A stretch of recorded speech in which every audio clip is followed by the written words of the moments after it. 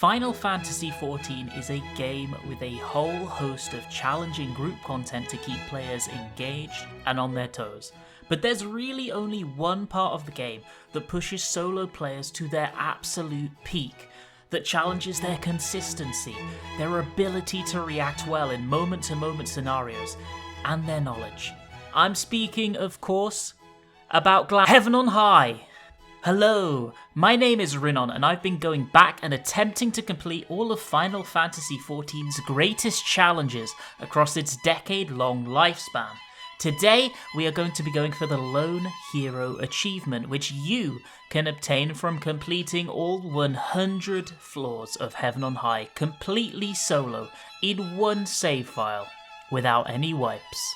If you die, you start all the way back from floor 1. Now, some of you might not be familiar with exactly what goes into a solo deep dungeon run. Well, you have to complete 100 floors. Solo. But for real, you need to climb each of the randomly generated floor sets filled with enemy encounters, traps which could spawn a horde of angry enemies, blow you up, or make you absolutely adorable, all while collecting chests along the way that can provide you with items that will make your run more realistically doable. Notice that I said they can give you useful items, because they too can be hiding away more dangerous enemies. Or, like, blow you up.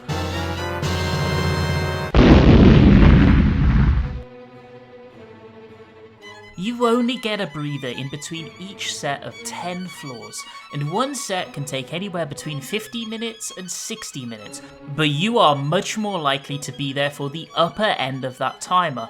To make matters worse, deadly traps randomly line the floors, the potions that are going to keep you alive have to be farmed within Heaven on High, and sometimes you can just get unlucky with pomander spawns and end up in a much worse position than you'd like to be due to RNG. After a certain point, practically every enemy mechanic can one-shot you, so if you get distracted for even a moment, it can wipe away hours and hours of work. What do you mean ocean fishing's more sweaty than this? Ocean fishing is super sweaty. I was reading chat! You know what else only takes a moment and supports hours and hours of work? Subscribing.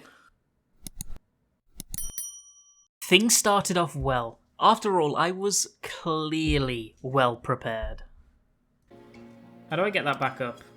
Bruh. Wait, how do I get it back up? Shit, I didn't mean to close it. Oh well.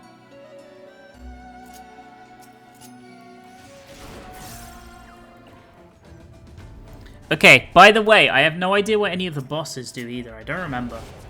I'll probably, when I get to higher floors, I'll probably look stuff up before we go in. Because right now I'm totally winging it. But after a fairly relaxed introduction to Heaven on High, I had soon progressed all the way to floor 10 in order to take on the first boss of the dungeon. At every 10 floor interval from 1 through to 90, you have to take on a boss with an extended HP pool and a unique selection of mechanics. I use the term unique loosely, because almost all of these are ripped one-to-one from dungeon bosses.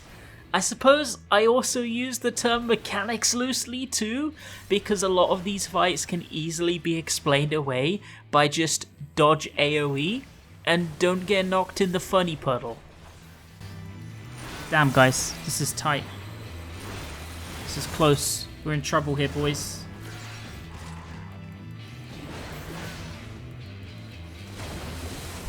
Oh shit.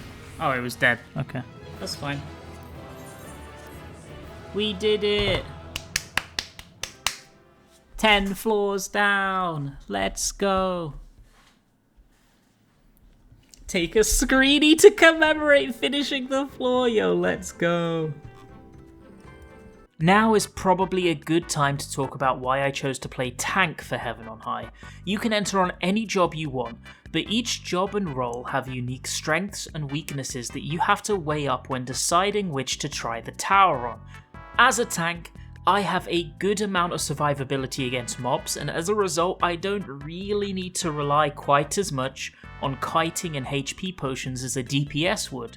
But the downside is that my damage is so much lower. Survival in combat is less of a concern, but suddenly time becomes this heavy, looming risk in every floor set ready to kick me back to floor 1 for showing too much hesitation. So if you are going for lone hero yourself, remember that you get to choose between the joys of being really squishy, really slow, or healer.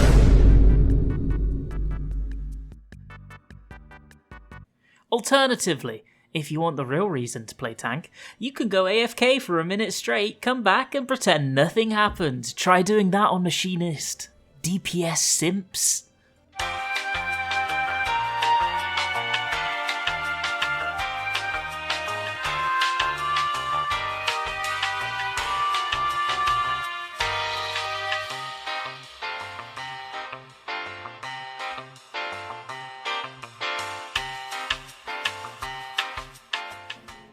Ah! Wow! It's fine! Ooh. Ooh. Ooh. Ooh. There it is. There it is. There it is! We have got the Odin. Odin obtain. What's Odin for? Odin works just like the other Magicites, but it can also one-shot a boss. So, as an example, if you want to, I could do floor 81 through to 89, get to the floor 90 boss, pop the Odin Magicite and he dies. Full stop, he's done. And as a tank, I feel like it's valuable because it gives you more time to do a set of floors, right? So if I'm slow, which I probably will be as a first timer, I can get to a boss floor with 1 minute left and it's fine because I can just hit the Odin Magicite and he's dead, you know? To use a witching, yeah, if I feel like my life's in danger, I'm gonna use a witching.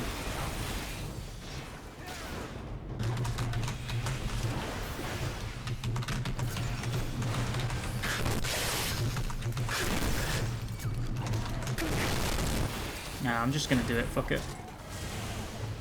I feel like my life's in danger. I'm gonna do it. What do you mean ocean fishing's more sweaty than this? Ocean fishing is super sweaty.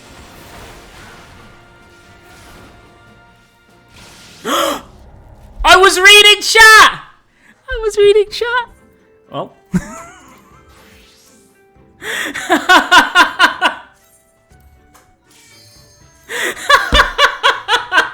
Luckily, I had a second save on Gunbreaker prepared, which more than anything shows my overflowing confidence in my own abilities, so I was ready to immediately hop back in from floor 50 and attempt to make some progress. And before long, I'd made it all the way to floor 70, which is where this challenge ramps up in difficulty exponentially. While enemies in floor 1 through 61 occasionally have some one-shot mechanics, you never really run into an enemy you should be explicitly scared of. That all changes once you get into the final act of Heaven on High. Monsters become incredibly tanky and easily capable of assassinating an unprepared player in seconds. Mimics and their debuffing pox become a real terror, and patrolling enemies go from an annoyance to a run-killing threat. Couple this with some of the nastiest random debuffs that can cripple your ability to play at all, and you'll be praying for good luck every time you make it to a new floor.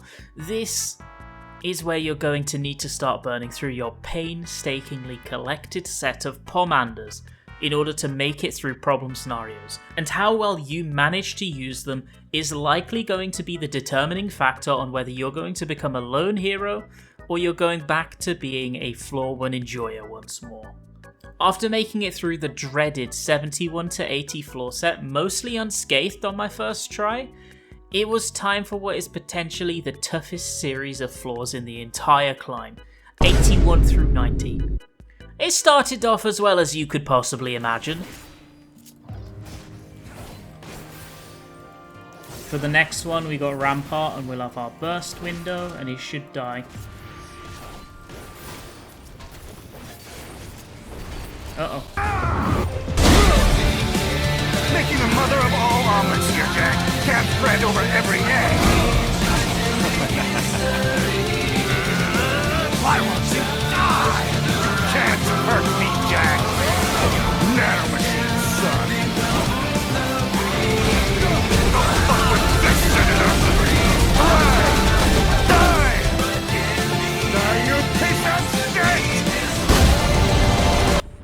Are you fucking shitting me? Are you fucking shitting me? Oh, well. Oh, well. Got too complacent from reading chat all the time? Yeah, I'm even doing it now. Don't read chat. Don't read chat. Look at me, not reading chat. I've got no idea what you're saying. You could be saying anything. At least I learned from my mistakes. I'm not having that happen again. I refuse. I'm not having that happen again where a fucking gorilla sprints at me and I insta-die. That's not happening.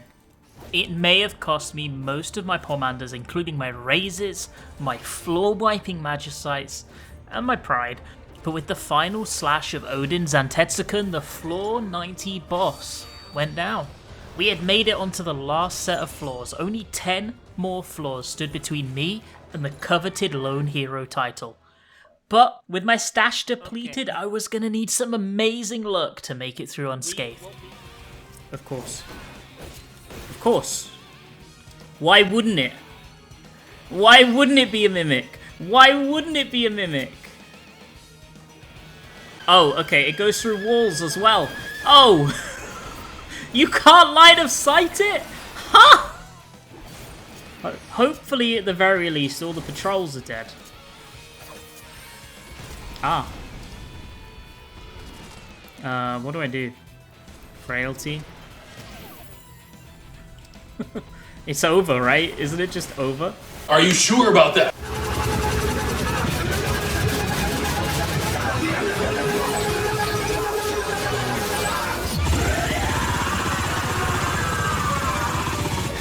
I'm trying so fucking hard right now, I won't lie to you. I'll take both of them. I'll have them both. I'll have them both. Come on, lads.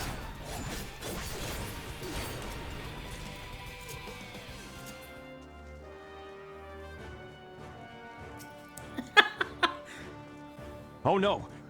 Ah. Nice. Nice. That's the exit. Oh no. Oh no. Oh no.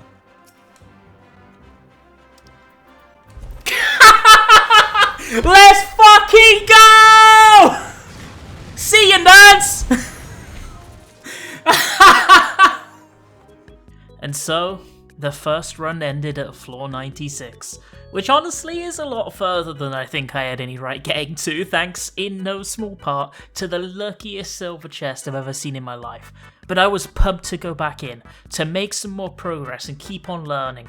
After the small 4-hour detour of running through the previous floors, my mind was sufficiently numbed and I was ready to clear. Many hours later.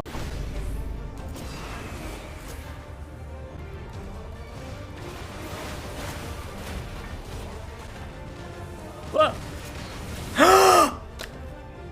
I got caught on the wall! One eternity later.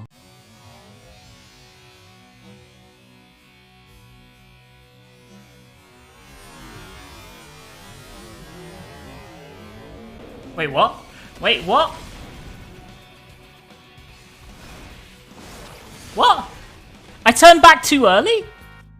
One thing that I had really come to learn over the attempts was how on tank, you really need to pay attention to making sure that you are always in combat just as your burst window comes up. And then you can use those downtime periods to look for chests to make the most of your time. Say, as an example on Warrior, inner release is just about to come up. In that case, you want to pull a new mob immediately because it's a much better use of your time than exploring for an additional chest. But when the cooldown is, say, 30 seconds away, and you've just killed your enemy, you can then use that time to search for chest rooms and chests. That is a good way to help keep the timer at bay. And we fucking hate the timer. We actually had so much more time than I thought we would. Still got 3 minutes left and the boss is on 5. I was a bit worried about the time. I'm glad I didn't, like, panic pop something extra in the last floor on this.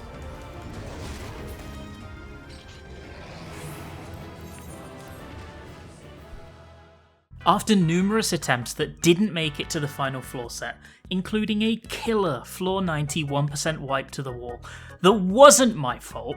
Why did the wall catch me? That's stupid and I'm still mad about it. I was ready for my rematch. The save was primed and ready to go. Floor 90. You've suffered enough.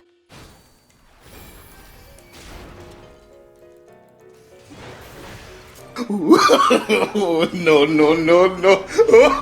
I knew that was coming.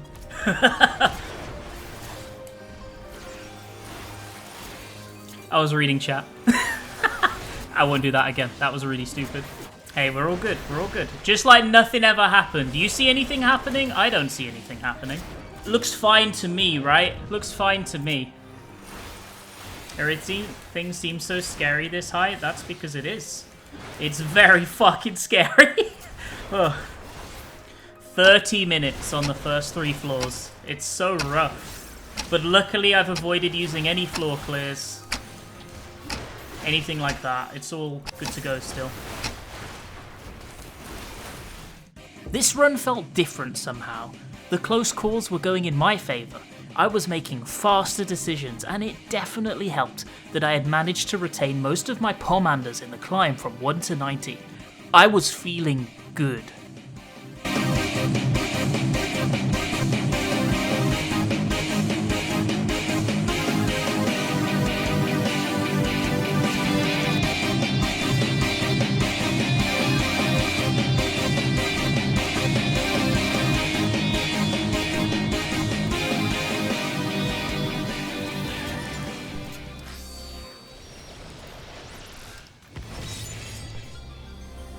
Is this it? Is this it? Let's go. 5 minutes remaining. Poggies.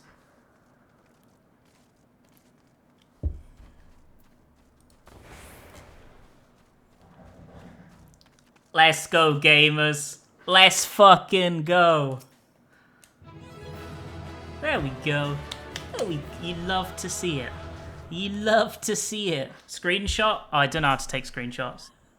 You're not gonna do an emote? Nope, no, this is it. This is it. This is what I want. This is my clear screenshot. I'm looking gormlessly at the screen. This is it. And just like that, I'd done it. Lone hero. Honestly, I had so much more fun going for this achievement than I expected to. Before trying to solo Heaven on High, I had always thought of deep dungeons as a little bit monotonous, a slog to grin and bear your way through. But floors 70 to 100 of Heaven on High was intense and exciting. Do I recommend it? Absolutely. The barrier to entry actually isn't too high, it's fairly tough, and you get to flex your cool rare title afterwards, which I definitely didn't remove within a few days for the infamy of Sildi. And maybe it's the masochist within me, but I'm kinda looking forward to going for Necromancer in the near future too. If you don't want to wait for that, check out this video of me helping a bunch of my chat clear Uru for the first time. Oh, and subscribe, because it makes me feel better about myself. Have a great day!